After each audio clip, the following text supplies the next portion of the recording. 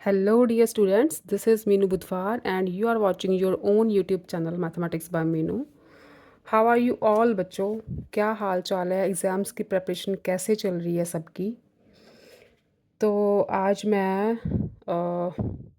Students की request पे candidate physics class 9 के जो फर्स्ट टर्म में आपके न्यूमेरिकल्स आने वाले हैं, फर्स्ट टर्म के सिलेबस के अकॉर्डिंग, तो वो न्यूमेरिकल्स थोड़े से करवा देती हूँ, क्योंकि बच्चे बोल रहे थे फिज़िक्स और केमिस्ट्री भी शुरू करो कैंडिडेट की, तो इतना टाइम नहीं मैनेज हो पा रहा बच्चों। तो साइंस के लिए टाइम निकाल पाना बहुत मुश्किल है, क्योंकि मैथ्स 9th की है, 10th की है, 7th की भी स्टार्ट करी है, और मेरी फैमिली है, मेरे बच्चे हैं, तो सबको टाइम देना होता है। तो साइंस तो नहीं हो पाएगी मुझसे, तो न्यूमेरिकल सॉल्व कर देती हूँ मैं आपको फर्स्ट टर्म के लिए, ठीक है। तो let's start with the first chapter जो है आपका, उसके न्यूमेरिकल्स शुरू होते हैं पेज नंबर 22 से। चैप्टर है आपका, the chapter name is international system of units. तो 22 पेज पे जो सब्जेक्टिव टाइप क्वेश्चन है ना, उसमें 10th क्वेश्चन है कन्वर्ट, यूनिट्स कन्वर्ट करने हैं, ठीक है। तो वो मैं वहाँ से शुरू कर रही हूँ, पेज नंबर 22 से, ठीक है। तो जैसे जैसे आपके न्यूमेरिकल्स आते जाएंगे, पेज नंबर मैं थोड़ा सा मेंशन करती जाऊंगी आपको साथ साथ में, तो सिर्फ न्यूमेरिकल्स ही कर पाऊंगी मैं, ठीक है। इतना ही टाइम है मेरे पास। तो पेज 22 से शुरू कर रही हूँ, ठीक है। दिल तो मेरा करता है बच्चों मैं आपकी हर सब्जेक्ट में हेल्प करूँ, लेकिन इतना टाइम नहीं मिलेगा मेरे को। मैथ्स हो जाए इतना ही बहुत है। Page 22, convert 13.6 grams per centimetre cube into MKS unit. अच्छा, MKS क्या होता है? M means metre, K means kilogram, S means second, ठीक है। MKS यूनिट्स का मतलब है कि जो भी यूनिट्स आपको गिवन है उसे आपने मीटर, किलोग्राम और सेकेंड की फॉर्म में कन्वर्ट करना है, ठीक है। तो पार्ट ए है आपका 13.6 ग्राम पर सेंटीमीटर क्यूब। सेंटीमीटर क्यूब है ना, तो इसे आप कैसे लिख सकते हो? ओवर सेंटीमीटर क्यूब, क्योंकि यही पार जो है ऊपर जाके नेगेटिव होती है। तो हमने चेंज करना है ग्राम्स को किलोग्राम में और सेंटीमीटर को मीटर्स में। तो 1 ग्राम में कितने किलोग्राम्स होते हैं? 1/1000, क्योंकि 1 kilogram is equal to 1000 grams होता है। तो 1 ग्राम क्या हुआ? 1/1000 kilograms. Similarly 1 metre is equal to 100 centimetre होते हैं, तो 1 सेंटीमीटर क्या हुआ? 1/100 मीटर, ठीक है। तो ग्राम्स के बनाए किलोग्राम्स, और ओवर में है हमारे पास सेंटीमीटर क्यूब, इसके मीटर्स बना रहे हैं। तो 1 सेंटीमीटर में 100 मीटर्स होते हैं, तो सेंटीमीटर क्यूब है ना, तो हमें 1/100 को 3 बार लिखना होगा। ये बन गए मीटर्स क्यूब, ठीक है। सेंटीमीटर क्यूब के मीटर क्यूब, क्योंकि 3 बार आ रहा है ना सेंटीमीटर, तो यहाँ मीटर भी हमें 3 बार ही करना है। अच्छा, क्या आएगा ये? 13.6 मल्टीप्लाई 1/1000, ये सारी टर्म ऊपर जाएगी, तो 1 2 3 4 5 6, 6 ज़ीरोज़ हो गई, 3 ज़ीरो से 3 ज़ीरो कटी, we will get 13.6 multiply 10 raise to the power 3। अब ग्राम्स के बन गए किलोग्राम, और मीटर, सेंटीमीटर क्यूब के बन गए मीटर क्यूब। और ये पार अगर ऊपर लेके जानी है तो आप लिख सकते हो 13.6 multiply 10 raise to the power 3 kilogram metre -3, right. ये था आपका फर्स्ट ए पार्ट। बी यहाँ पे कर देती हूँ। B is 15 gram centimetre second inverse into SI units. SI units भी MKS जैसे ही होते हैं, स्टैंडर्ड यूनिट्स जो कहते हैं हमें, उसमें भी किलोग्राम, मीटर और सेकंड ही आता है। SI यूनिट में भी किलोग्राम, मीटर और सेकंड्स आता है। तो ग्राम्स के बनाओ किलोग्राम, अब मैंने बता दिया कैसे करना है। ग्राम्स के किलोग्राम बनाओगे तो 1/1000, ठीक है। सेंटीमीटर के मीटर बनाओगे तो 1/100। सेकंड तो एज इट इज़ ही रहेगा, सेकंड को सेकंड में चेंज करेंगे तो कोई चेंज नहीं आएगा। तो ये आ गया आपका 15/1 2 3 4 5 ज़ीरोज़। तो 15 मल्टीप्लाई क्या लिख सकते हो, 10⁻5 नीचे आ रहा है ना, 5 ज़ीरोज़, तो ऊपर जाएगा तो 10⁻⁻5 आ जाएगा। सेंटीमीटर के बने ग्राम के बने किलोग्राम्स, सेंटीमीटर के बने मीटर और सेकंड इनवर्स, ठीक है। ये चेंज हो गए। उसके बाद है सी पार्ट।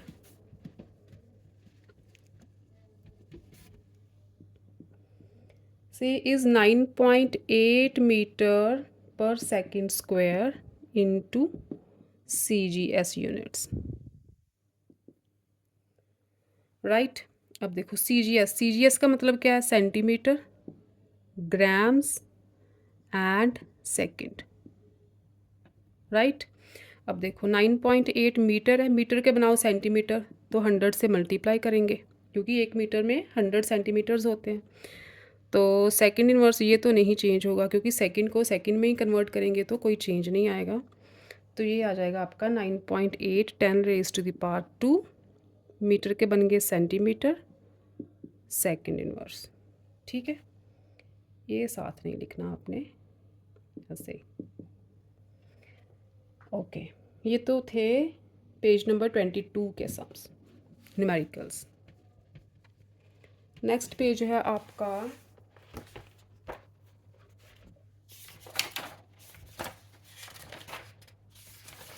आगे चैप्टर है आपका मेजरमेंट यूजिंग कॉमन इंस्ट्रूमेंट्स, और उसमें न्यूमेरिकल्स आएंगे आपके। एग्जाम्पल्स नहीं करूँगी मैं, अनसॉल्व ही करूँगी, और पेज नंबर 40 पे, ठीक है। पेज 40 पे देखो अब।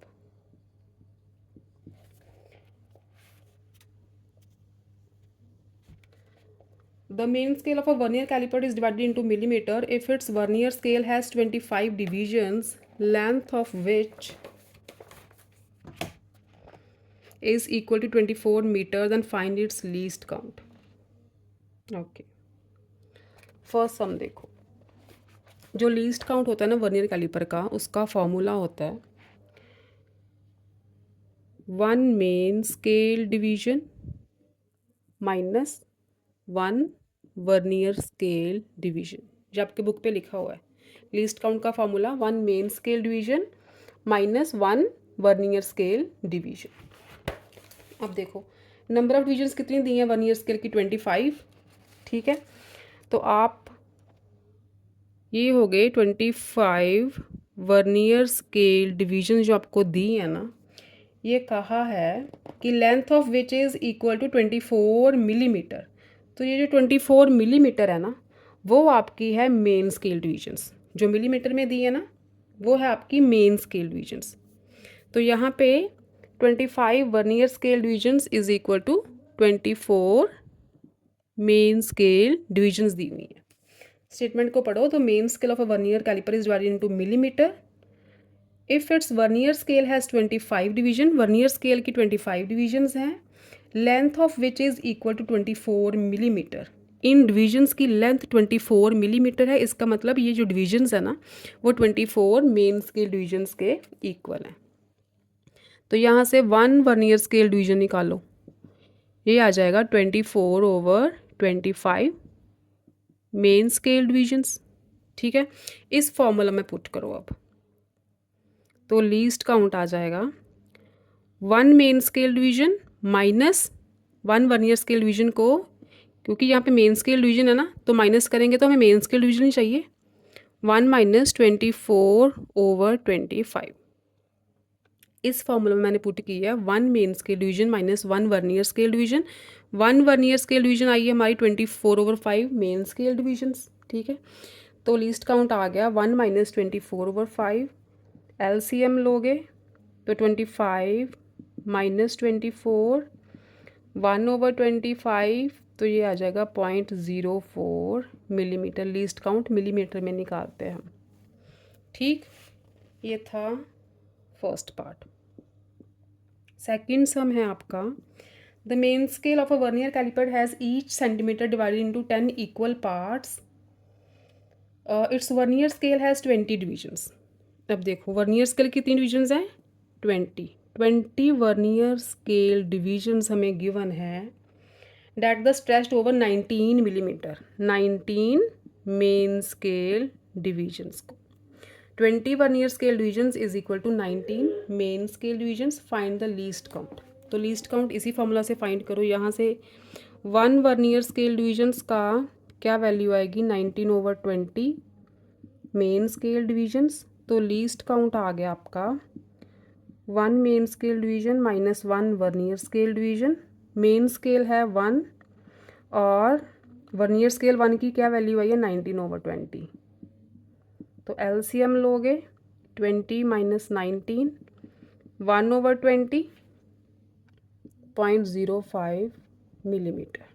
ठीक, ये था आपका सेकंड। थर्ड देखो next,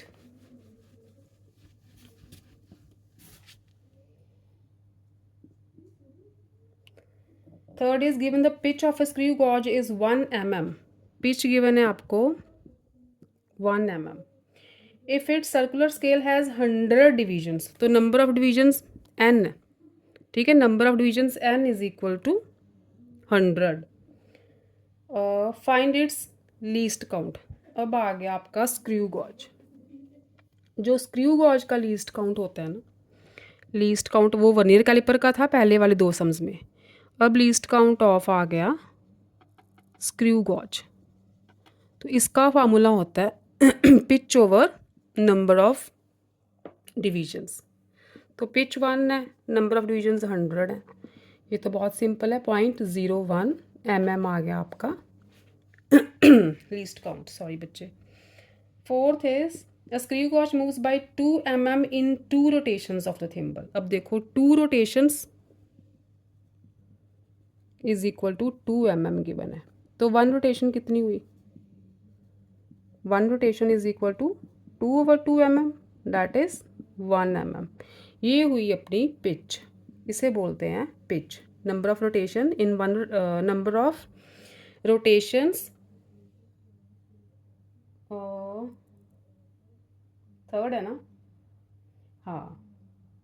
it is circular scale has 100 divisions, find its least count. Given the pitch of a screw gauge is 1 mm। अच्छा थर्ड तो हो गया। Fourth, fine moves by 2 mm in 2 rotations. ठीक है, एक रोटेशन में 1 mm हो गई, 1 rotation is equal to 1 mm। This is our pitch. और फर्स्ट पार्ट है आपका, अब देखो उन्होंने कन्फ्यूज़ करने के लिए आपको बोला है screw gauge moves by 2 mm in 2 rotation, तो वहाँ से आपने पता करना है कि एक रोटेशन में कितने mm है। तो एक रोटेशन वाली जो होती है वो होती है पिच। तो find its least count if there are 50 divisions. First में है n इज इक्वल टू 50, तो लीस्ट काउंट निकाल दो, pitch over number of divisions, pitch हमारी 1 आ गई है, 1/50, तो ये आएगा 0.02 mm। सेकेंड पार्ट में नंबर ऑफ डिविजन्स 100 है, तो लीस्ट काउंट आ गया pitch over number of divisions, pitch 1 है ओवर 100, 0.01 mm, राइट। अच्छा ये था आपका fourth. Which case is preferable for more accuracy and why. जिसका लीस्ट काउंट कम होगा वो ज़्यादा एक्यूरेट रीडिंग देता है। तो लीस्ट काउंट कहाँ पे कम है, 0.01 इज़ लेस देन 0.02, तो इसका मतलब second case is more accurate than first. ठीक है,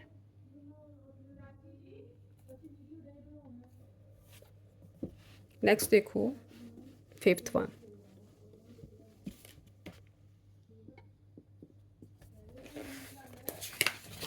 fifth is a screw gauge moves by 1 mm in 1 rotation of its thimble. तो यहाँ से क्लियर है आपकी पिच आ गई 1, ठीक है, क्योंकि 1 mm मूव कर रहा है in 1 rotation. If there are 15 divisions, number of divisions हैं 50, on its circular scale find its pitch and least count. Pitch तो 1 आ गई क्योंकि पिच क्या होती है, जितनी वो मूवमेंट करता है इन वन रोटेशन। तो यहाँ पे क्लियरली लिखा हुआ है कि 1 mm की मूवमेंट हो रही है इन वन रोटेशन, तो पिच आ गई 1। 50 डिविजन्स हैं तो लीस्ट काउंट फाइंड करना है। Pitch over number of rotations 1/50, that is 0.02 mm। ये था आपका 5th। 6th देखो तो time period of two pendulums are in the ratio 1:2, find the ratio of their lengths. अच्छा, टाइम पीरियड का फार्मूला पता है आपको। टाइम पीरियड इसके 2πL/g। L होती है length, G is acceleration due to gravity, T is time period. तो जो टाइम पीरियड है वो किसके प्रोपोर्शनल है? √L के। ठीक है, टाइम पीरियड किसके प्रोपोर्शनल है? √L के। L के ऊपर रूट है ना, तो टाइम पीरियड की रेशो दी है आपको T1:T2 दिया है 1:2। तो आपने लेंथ्स की रेशो निकालनी है। अच्छा, टाइम पीरियड क्योंकि लेंथ √L के प्रोपोर्शनल है तो हम लिखेंगे T1 = √L1 और T2 √L2। दोनों को डिवाइड करेंगे तो √L1/L2, क्योंकि time period is proportional to root length. यहाँ इस फॉर्मूला से क्लियर है। तो T1/T2 क्या है? 1/2 है। ठीक है, T1/T2 क्या है? 1/2। तो एक रूट सिंगल बना सकते हैं इसका। ठीक, कंबाइन कर दो रूट्स को, तो L1/L2 over the root. Squaring करो, स्क्वेयरिंग करोगे तो क्या आएगा? 1/4 = L1/L2। दोनों साइड्स की स्क्वेयरिंग करी तो L1 रेशो L2 क्या आई? 1:4। ठीक, 1:4 ही है। 7 देखो, the length of the two pendulums are 64 centimetre and 100 centimetre, find the ratio of their time periods. Again time period is proportional to root of length, तो T1/T2 क्या आ जाएगा? √L1/L2, क्योंकि T1 जो time period है वो √L के proportional होता है। तो T1/T2 अगर डिवाइड करें दो टाइम पीरियड्स को तो वो आएगा √L1/L2। तो हमें लेंथ गिवन है, लेंथ इज 64 एंड 100, यही है ना। अच्छा, तो रूट को तो आपको पता ही है, 64 का रूट 8, 100 का रूट 10। कटिंग करो तो T1:T2 क्या आ गया? 4:5। ठीक, ये था 7th। 8 देखो आगे, the length of the second pendulum is 100 centimetre. अच्छा बच्चे, यहाँ पे सेकंड पेंडुलम वर्ड आ गया ना। सेकंड पेंडुलम कौन सा पेंडुलम होता है जिसका टाइम पीरियड 2 सेकंड होता है? ठीक है, सेकंड पेंडुलम का टाइम पीरियड 2 सेकंड होता है। तो length of second pendulum is 100 centimetre. Find the time period of simple pendulum of length 81। Again time period is perpendicular to root of length, तो T1/T2 क्या हुआ? L1/L2 के। तो T1 is 2, क्योंकि second pendulum है। सिंपल पेंडुलम, सेकंड पेंडुलम आप लिखो यहाँ पे, let T1 is the time period of second pendulum. ठीक है, T1 को हम सेकंड पेंडुलम का टाइम पीरियड ले रहे हैं। तो ये हुआ 2/T2 is equal to, length दी है सेकंड वाले की, दी है सेकंड पेंडुलम की लेंथ 100 है तो उसके सामने 100 लिखोगे, और दूसरी 81 है, इसका टाइम पीरियड फाइंड करना है। तो रूट रिमूव करो, ये आ गया 10/9, क्रॉस मल्टीप्लाई करो, T2 × 10 इज इक्वल टू 2 × 9, तो T2 आ गया 18/10, दैट इज़ 1.8 सेकेंड्स।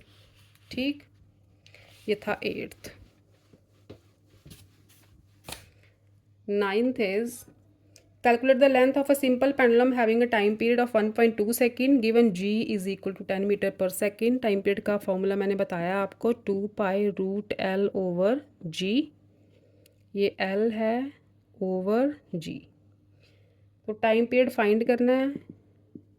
पाई होता है 22/7, रूट में लेंथ, अच्छा टाइम पीरियड दिया है आपको, टाइम पीरियड इज़ 1.2 सेकेंड।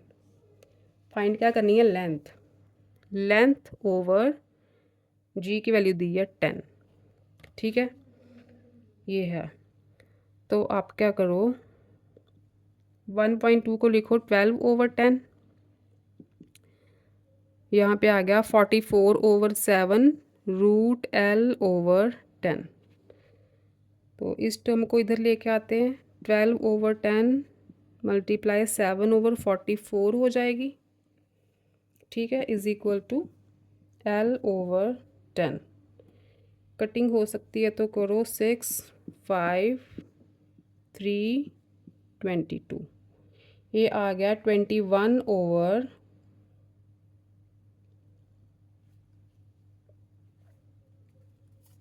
2 को 5 से मल्टीप्लाई करो, वी विल गेट 12/10 मल्टीप्लाई 7/44, ठीक है, ये बचा आपका 6, 5, 3, 22, 21/110 is equal to L/10। Squaring both sides करोगे तो 21 multiply 21/11 110 multiply 110 is equal to 1.2 ही है, L/10, राइट। ओके, एक ज़ीरो से एक ज़ीरो कट जाएगी और आपका L आएगा, क्रॉस मल्टीप्लाई करोगे तो 21 मल्टीप्लाई 21/110 मल्टीप्लाई 11। तो यहाँ पे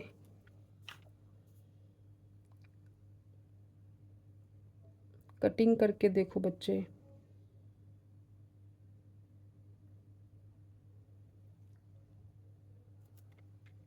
कटिंग तो नहीं होगी। 21 मल्टीप्लाई 21 इज़ 441 सॉरी, ओवर, कहाँ से गड़बड़ हो रही है, एक बार चेक करो। कैलकुलेशन तो ठीक है बच्चे सारी, यहाँ से आप L निकालो, 11 मल्टीप्लाई 11 इज़ 121, साथ में ज़ीरो है, तो इसे डिवाइड करोगे तो आपका आएगा 0.3644।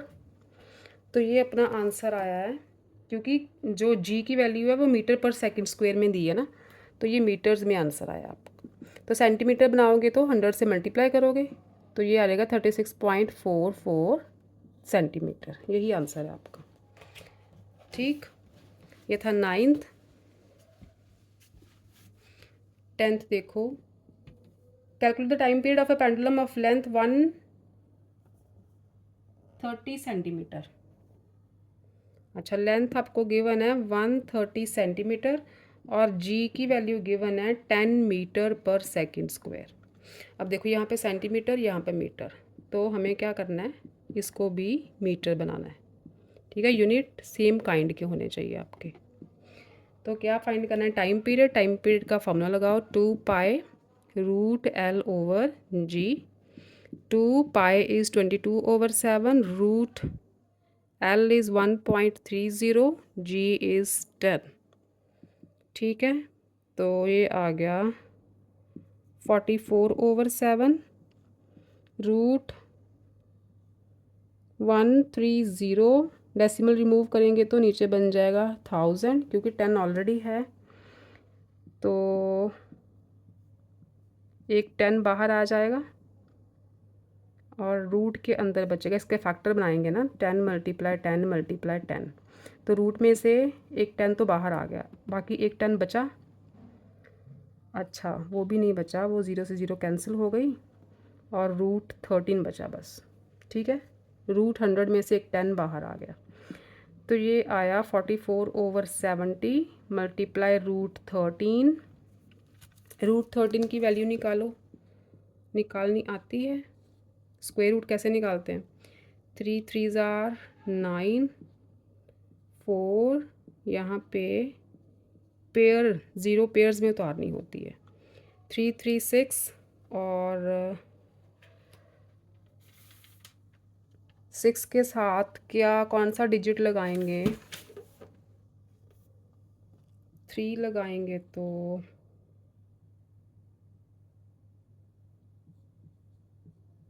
189, तो बहुत छोटा है, तो 3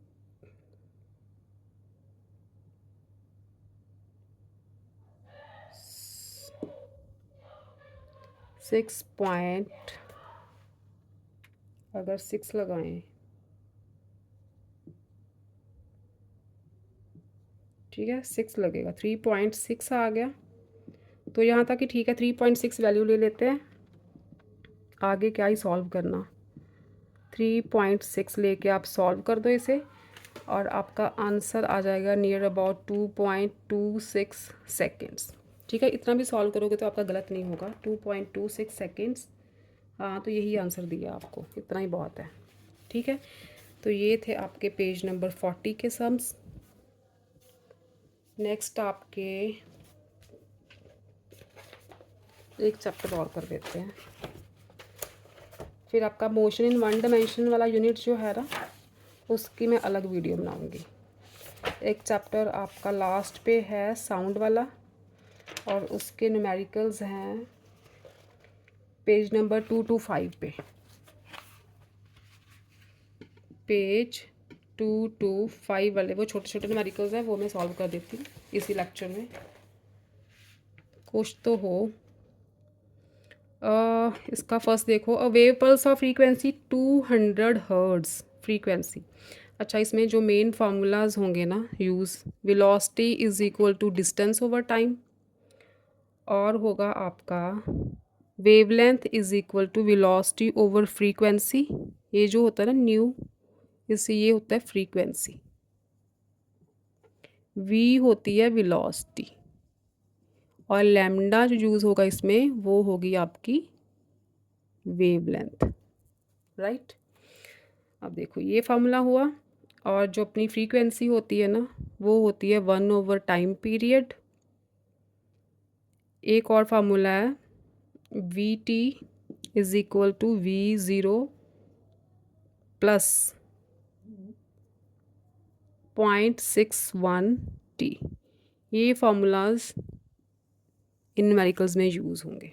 मैं VT V0 क्या है मैं बताऊंगी आपको जैसे मैं आपका न्यूमेरिकल सॉल्व करूंगी। तो फर्स्ट देखो, wave pulse of frequency 200 hertz, तो फ्रीक्वेंसी दी है न्यू फ्रीक्वेंसी होती है, तो 200 hertz.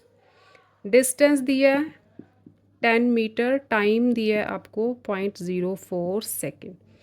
While passing through a medium calculate the velocity and wavelength of the wave.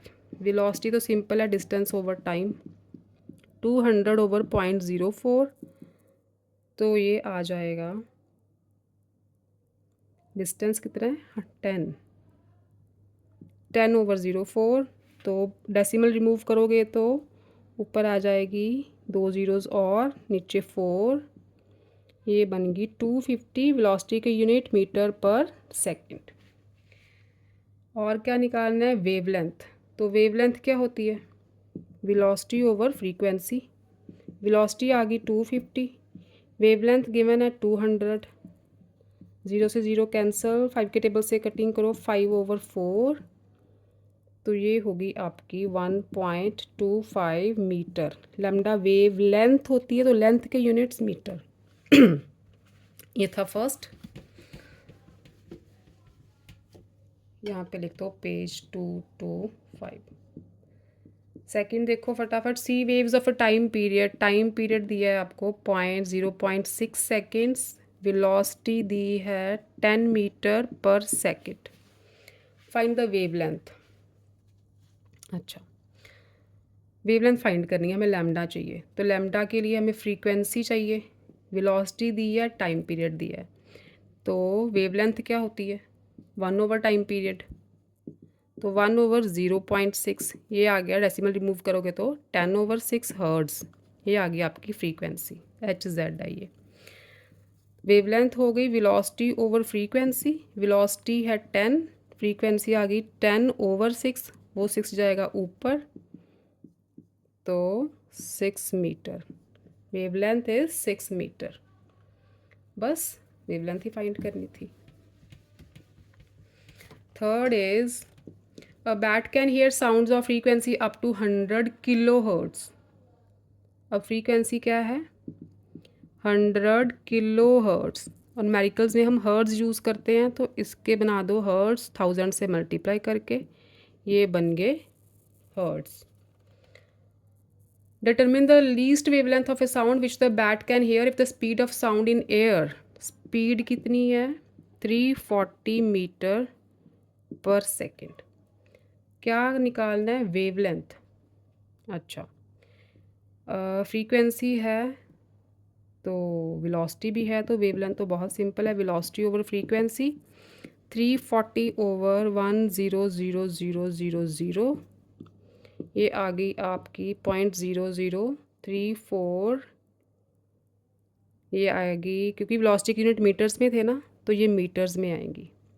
तो आपको आंसर दिया मिलीमीटर में, इसके सेंटीमीटर बनाओ, सेंटीमीटर कितने बनेंगे 0.34, 100 से डिवाइड मल्टीप्लाई करोगे तो मिलीमीटर, मिलीमीटर कैसे बनेंगे 1000 से मल्टीप्लाई करके।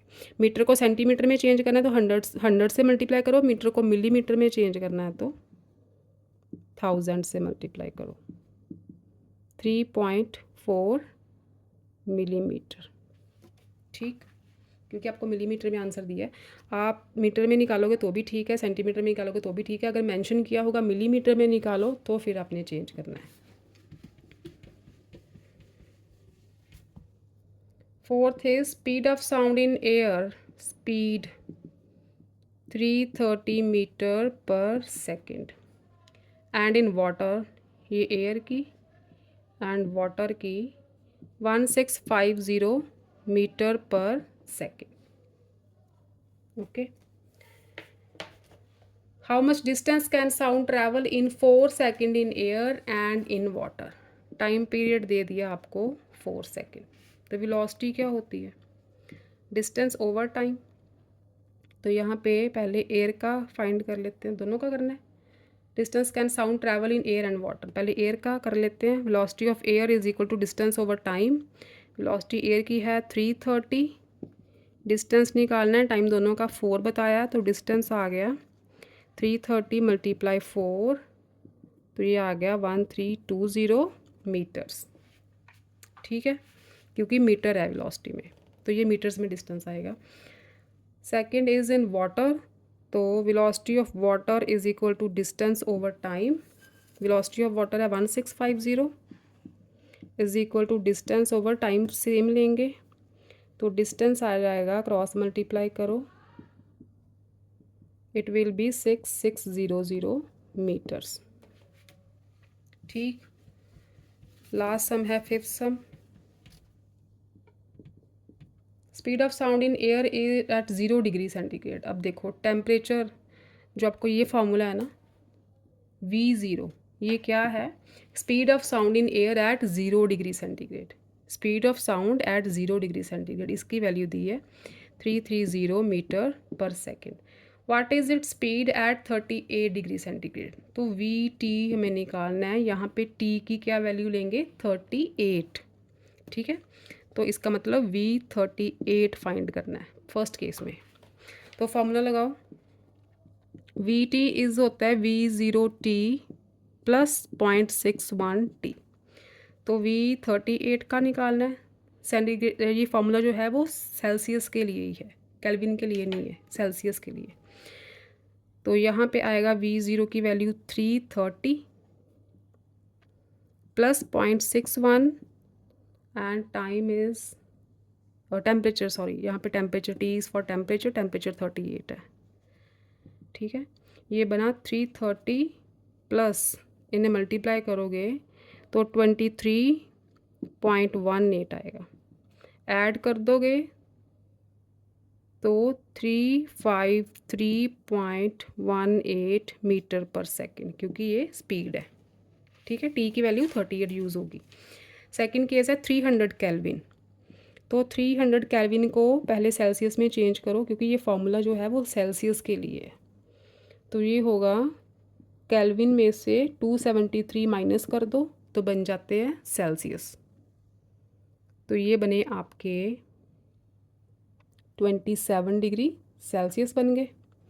300 kelvin is equal to 27 degree Celsius. अब फॉर्मूला लगाओ आप, टी की वैल्यू 27 लेनी है। तो we T is V0T plus 0.61T, तो V27 हो गया। अब V0 की वैल्यू 330 एंड यहाँ पे प्लस है, मैं टी लिखी जा रही हूँ। ठीक है, 330 प्लस 0.61 मल्टीप्लाई टी इज़ 27। इधर टी क्या हुआ 27, ये बना 330 प्लस, इन्हें सॉल्व करोगे तो यू विल गेट 16.47। तो वैल्यू आएगी आपकी V27 की 346.47 मीटर पर सेकेंड। तो ये थे आपके न्यूमेरिकल्स। आपके यूनिफॉर्म मोशन वाले दो एक यूनिट है जो, उसके न्यूमेरिकल्स रह गए, वो नेक्स्ट लेक्चर में करवा दूँगी। ठीक है, निकालूंगी टाइम उसका भी। तो टिल देन आप इनकी प्रैक्टिस करो, फिर मिलते हैं मैथमेटिक्स बाय मीनू में। कॉन्टैक्ट यूज़फुल लग रहा है तो सब्सक्राइब करो, फ्रेंड्स के साथ शेयर करो। ठीक है बच्चे, till then stay safe, stay happy, love you all बच्चों, कीप लर्निंग।